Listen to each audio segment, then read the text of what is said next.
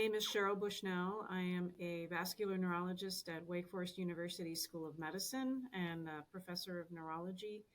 And it's my great pleasure to provide this information about our primary prevention of stroke guidelines. Hello, I am Dr. Anjail Sharrief, a stroke neurologist at McGovern Medical School and professor of neurology at UT Health.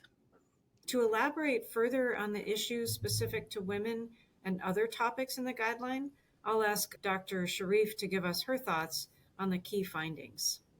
Anjo?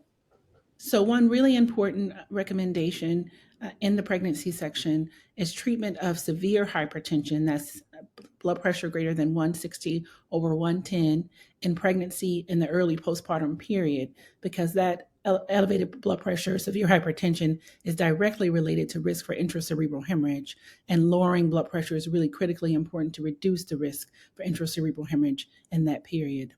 Another recommendation that's really important, and as we've discussed, pregnancy-related outcomes are directly related to early development of stroke and cerebral vascular disease and the development of chronic hypertension, is really asking women about their pregnancy history. We have a recommendation related to asking about pregnancy history, but we also have an algorithm that was developed by one of our writing group members that helps you to easily screen women in clinical practice for first pregnancy outcomes that are related to stroke risk.